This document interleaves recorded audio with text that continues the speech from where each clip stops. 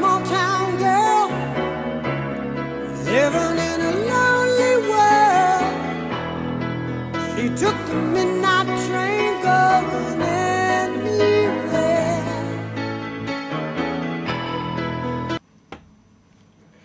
Audrey Goujon, bonjour. Bonjour. Merci d'abord d'avoir accepté notre invitation pour vous faire interviewer. Merci d'être venu dans notre local rangé pour l'occasion. Ma première question, j'aimerais bien que vous vous présentiez aux étudiants qui ne vous connaissent pas en quelques mots, ce que vous avez envie de nous dire vraiment librement, ce qu'on doit savoir sur vous. Voilà. Ouais. Je m'appelle Audrey Goujon, je suis en deuxième année de thèse ici. J'ai eu 27 ans au mois de février. J'ai 3 chats. C'est important parce que c'est important dans ma vie. J'ai galéré pendant les premières années d'études, mais voilà, j'ai bossé pendant toutes mes études. Je suis spécialisée en droit du travail, mais je fais une thèse en droit des contrats. Voilà. Ok, d'accord. Est-ce que vous pourriez justement revenir un peu sur votre parcours universitaire, parce que moi je le trouve assez atypique, où vous avez commencé votre licence, ce qui vous a amené peut-être vers le droit privé, après vers le droit du travail. J'ai fait mon DUG, puisqu'à l'époque c'était encore le DUG, j'ai fait mon DUG à Nantes. J'ai redoublé ma première année, j'ai redoublé ma deuxième année, pour raisons personnelles et puis aussi parce que la fac c'est sympa, puis quand on bosse pas beaucoup, du coup on n'a pas de résultat. C'est le constat que je fais avec un peu de recul. Donc j'ai fait mon DUG à Nantes. Je suis allée à Amiens, encore une fois pour raisons personnelles. J'ai suivi quelqu'un et j'ai fait ma licence à Amiens. Je pensais que je m'arrêterais après la licence, vu les résultats que j'avais. J'étais une élève très moyenne. Donc je pensais arrêter après la licence et puis passer des concours de la fonction publique, puisque je veux travailler dans le public et pas dans le privé. Et finalement, j'ai eu ma licence et j'ai eu un cours de droit du travail avec Madame Bonnard-Planck à Amiens. Et des TD en droit du travail avec elle aussi. Et en fait, elle m'a fait voir une vision du droit du travail qu'on essaye aussi de vous faire passer aujourd'hui, qui n'avait rien à voir avec les autres cours. C'est-à-dire que quand vous avez un cours de droit des obliges ou quoi, et que vous arrivez dans un amphi avec 200 personnes et que le prof débite son cours pendant 3 heures, et puis vous notez, et puis finalement vous en sortez, vous savez pas trop ce qu'on vous a dit, mais c'est pas grave. Puis le but est de toute façon d'avoir au moins minimum 10, donc on fait au mieux. Là, ça n'avait rien à voir. C'était un cours d'amphi qui était super vivant. Ça a été des TD avec des séminaires, et c'est là où j'ai appris à les faire et à vous les transmettre après. Donc prendre un sujet qui nous touche et puis le mettre en pièce de théâtre, c'était voir le droit autrement. Et c'était très approprié pour le droit du travail. Et donc du coup, quand j'ai découvert le droit du travail, ça a été une vraie passion. Le reste, faut bien être honnête, je m'en fous un peu. Enfin, je m'en foutais un peu. Maintenant, je suis obligée d'y toucher, mais à l'époque, je m'en fichais un peu. Et donc, je me suis dit qu'il fallait que je continue, parce que quand on est passionné par une matière, du coup, j'avais une très bonne moyenne. Et je me suis dit que j'avais pas envie de m'arrêter là. J'avais la possibilité de le faire. Et le seul Master 1 droit social qu'il y avait, c'était sur l'île, si je voulais pas partir à Montpellier ou quoi. Et donc en Master 1, je suis venue sur l'île, je faisais les allers-retours tous les jours, donc vous avez 3 heures de train.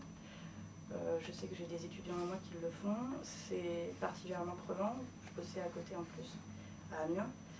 Mais le résultat était là, quoi. Donc ça a été se retrouver dans une fac un peu plus grande, donc au début on est un peu plus perdu. Mais j'avais quand même l'expérience de Nantes, qui est une vraie usine à étudiants. Et puis, bon, Master 1, Master 1, Master 2, quoi. Ok. Et donc, du coup, pourquoi être allé vers la recherche Ouais, encore une fois, c'est super atypique parce que en Master 1, j'ai quand même passé le concours d'inspecteur du travail et de contrôleur du travail. Je les avais pas bossés parce que j'avais pas le temps, je travaillais avec mes allers-retours et tout ça. Mais je les ai passés pour voir ce que c'était, pour voir ce que c'était un concours de la fonction publique et puis les épreuves qu'on pouvait nous demander, en me disant que l'année d'après, à la fin de mon Master 2, je le repasserai et puis je me prendrai un an en bossant à côté, puis je passerai les concours. Et finalement, en Master de recherche, on vous dit quand même qu'il existe aussi la voie de la thèse. Master de pro, j'avais pas été prise de toute façon. J'avais postulé en Master de pro, Master recherche. J'avais pas été prise en Master pro, donc j'ai fait Master recherche. Et donc là, on se met à vous parler de la thèse. Et au début, je me suis dit, waouh, tu commences à vieillir, t'as pas d'argent. Si tu pars en thèse, ça veut dire 5 ans encore. Et t'en sors à 30 ans, ça veut dire que t'as pas de gosse, t'as pas de maison, t'as pas de mari, t'as rien. Et avec une thèse, qu'est-ce que t'as quoi. Donc au début j'étais pas très chaude et puis finalement j'ai quand même préparé le dossier et j'ai passé ma soutenance de mémoire en septembre avec M. Verquin. C'est lui qui m'avait proposé, enfin avec qui j'en avais parlé de la thèse et qui devait me suivre après, et j'ai passé ma soutenance et le lendemain après-midi je devais passer pour l'allocation pour la thèse. Donc de toute façon, si j'avais pas d'argent pour faire la thèse, je la faisais pas. Hein, mon deal à moi, c'était si t'as pas d'argent, t'arrêtes, tu vas chercher du boulot. Donc j'ai passé l'allocation. Enfin le matin même, il faut savoir que je me suis dit, parce que mon copain faisait passer l'allocation en même temps que moi, et je lui ai dit, écoute, le matin, je lui ai dit, j'y vais pas. J'y vais pas, c'est pas fait pour moi, laisse tomber, qu'est-ce que je vais faire à la bibliothèque pendant 5 ans, c'est pas pour moi. Puis il m'a dit vas-y, parce que sinon après tu regretteras. Et en effet, je me suis dit, putain, toute la matinée, je me suis dit, ouais, si je le fais pas, je vais le regretter. Et puis finalement, l'après-midi, j'y suis allée. Et ça s'est super bien passé.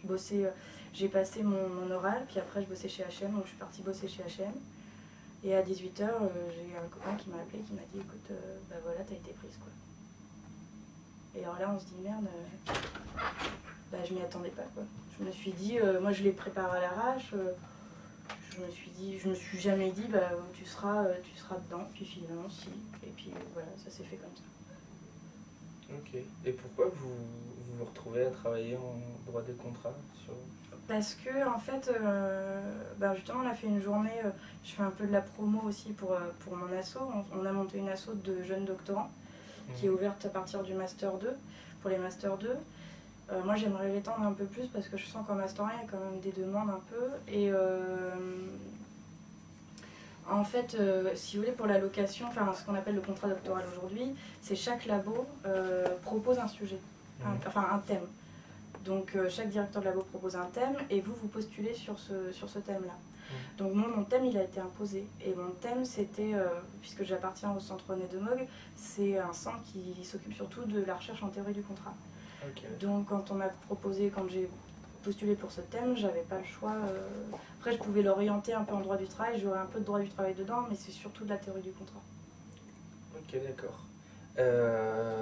Donc du coup, après avoir vu ça dans la faculté, j'aimerais bien savoir quel TD vous enseignez. Donc il y en a un en première année, il y en a donc j'ai eu deux groupes de licence, un en AGID, introduction au droit, premier semestre. J'ai eu les Master 1 droit social, en droit du travail approfondi, et au deuxième semestre, il me reste un groupe en droit des biens, en licence 1. Ok, d'accord. Ok. Pour vous peut-être, dans cet TD-là, la difficulté qui est dans votre boulot d'enseignante, pour les premières années, pour les Master 1, parce qu'en fait, c'est 2 caps. C'est le cap avec le lycée et c'est le cap avec la licence. Et c'est la difficulté que vous avez avec les étudiants, celles qui doivent surtout surmonter. Pour moi et pour eux. Surtout pour les étudiants, ce qu'il faut leur apporter pour passer ce cap-là, en fait, finalement. C'est vraiment 2 TD différents, c'est-à-dire que vous n'avez pas déjà la même maturité. En licence 1, il y en a allez, mettons 70% qui arrivent parce qu'ils ne savaient pas, soit parce que les parents leur ont dit ben, tu feras des études supérieures, ben, tu feras du droit. Soit ils ont loupé, j'ai eu le cas d'étudiants qui avaient loupé des inscriptions dans des IUT ou des BTS ou quoi, et puis qui sont quand même inscrits pour pas perdre le rythme scolaire. Il y en a aussi, il ne faut pas se leurrer, qui viennent parce qu'il y a des bourses. Ça c'est tout le panel qu'on peut avoir en licence 1. Et après en master 1 par contre en général vous n'êtes pas là par hasard. C'est-à-dire que vous avez passé des étapes qui ont été difficiles. Les 3 premières années, il me semble que ce sont les plus difficiles. Et en Master 1, vous avez déjà construit quelque chose et donc la maturité, en plus avec l'âge, se fait ressentir. Mais après, la difficulté pour la licence 1, c'est que quand vous sortez du bahut, que vous n'avez pas, là pour le coup, vous n'avez pas d'obligation en fait d'assiduité. En tout cas pour les cours magistraux. Donc il y a des étudiants qui prennent des cours de redoublants et qui ne viennent pas en cours magistral et qui viennent une fois sur 2 en TD.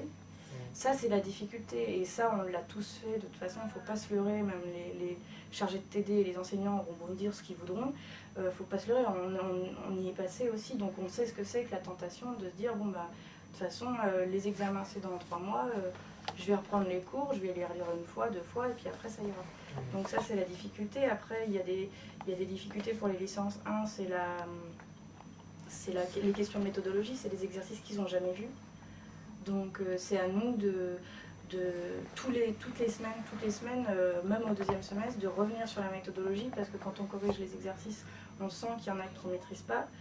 Il y a des notions qu'ils ont du mal à appréhender, mais ça c'est normal aussi. Mais en Master 1, voilà, on a plus ça, on a plus des questions sur qu'est-ce que je vais faire après, quoi. Et ça c'est plus...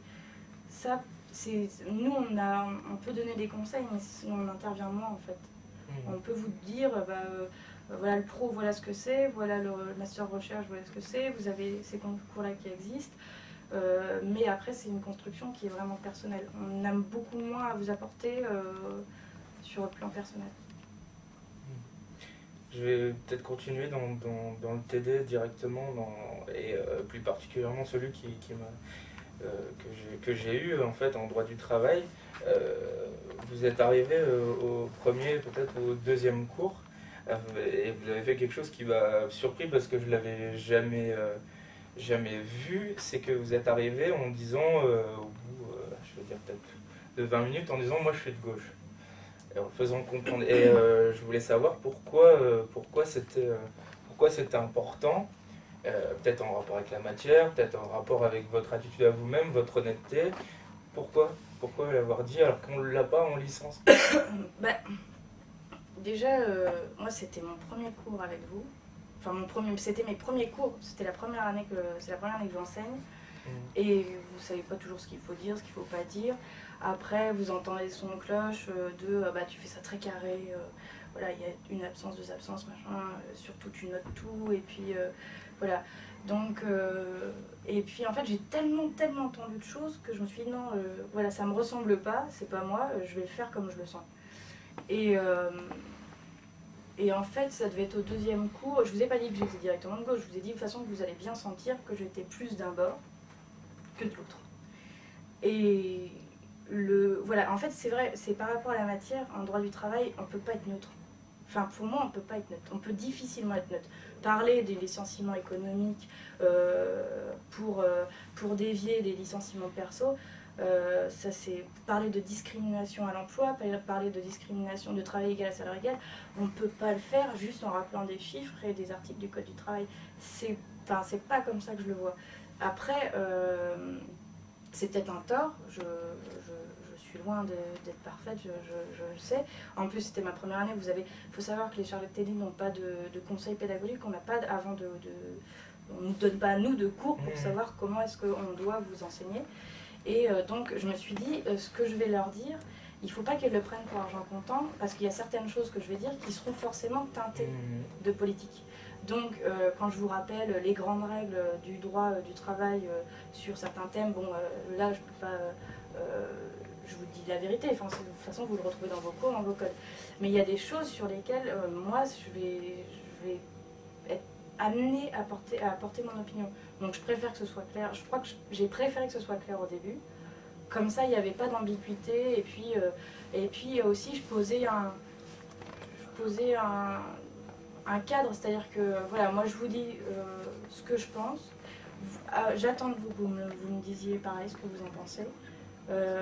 Et on peut débattre et on ne sera pas forcément d'accord, mais au moins on sait qui est quoi, où est-ce qu'on se situe à peu près. Ok, d'accord. Et une autre question sur le cours, pourquoi on attend peut-être le master 1 finalement ou la fin de licence vraiment pour pouvoir prendre du recul sur les choses et sortir du cadre et attendre un avis sur un arrêt et pouvoir dire bah là c'est un arrêt qui était un peu politique ou pouvoir prendre du recul sur les arrêts. Pourquoi on attend vraiment le master 1 Ben, j'ai essayé de le faire en licence 1, mais parce que je crois que les 3 premières années, les étudiants n'ont pas les armes suffisantes pour ça. C'est-à-dire que sinon ça dévie vite en discussion de comptoir, comme on dit.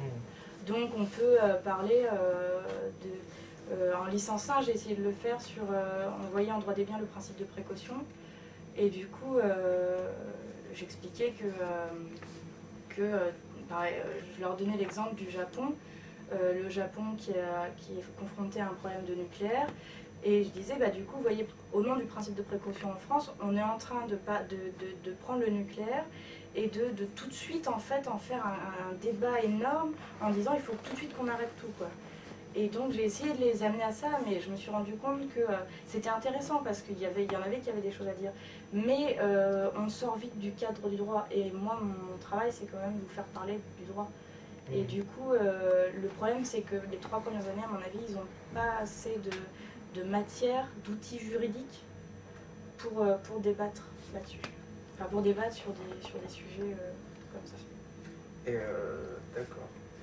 Là, je vais poser des questions, je vais élargir un peu, sortir un peu du cours et je vais vous demander vos relations peut-être avec l'île 2, son administration, ses enseignants, ses chargés de TD. Je les connais pas. J'ai pas de relation. Non, les chargés de TD, c'est des copains doctorants, doctorantes. Avec l'asso, je commence à en connaître un peu, mais sinon, c'est dans les équipes pédagogiques que vous avez des relations, mais sinon, sur l'administration, pas plus que ça. En plus, moi, je suis toute fraîche. Enfin, j'ai pas eu des profs certains ont des profs depuis la première année, qui connaissent, qui ont suivi, machin. Moi, j'ai pas ça, donc j'ai pas.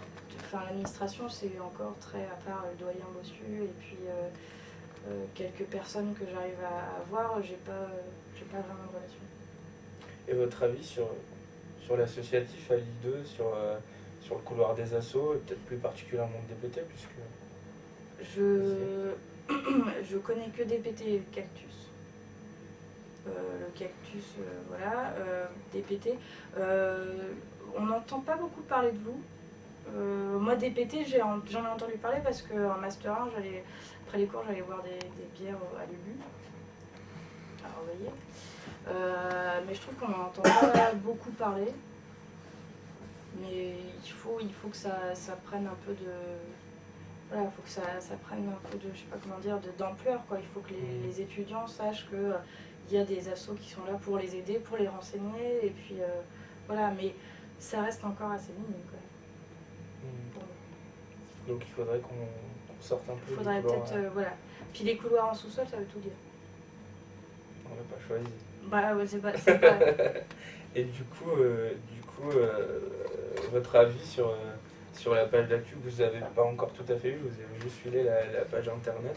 Votre avis sur la dernière page d'actu? C'est toujours intéressant de lire ce que vous dites parce que vous mélangez un peu les coups de gueule avec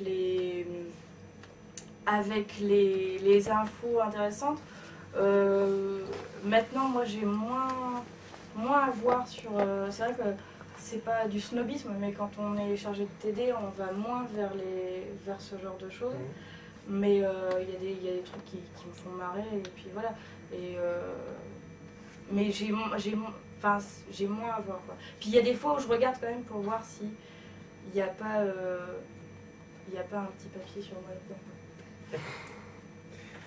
Et pour finir, un petit conseil à donner aux étudiants en droit, de manière générale Bossez, amusez-vous, sortez le week-end, profitez-en.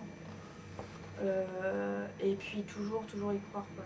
Même il y a toujours moyen de s'en sortir. Mais il faut bosser. Ok, bah, je vous remercie. Et puis, De rien. encore une fois, merci. De rien. Je vais couper, je crois.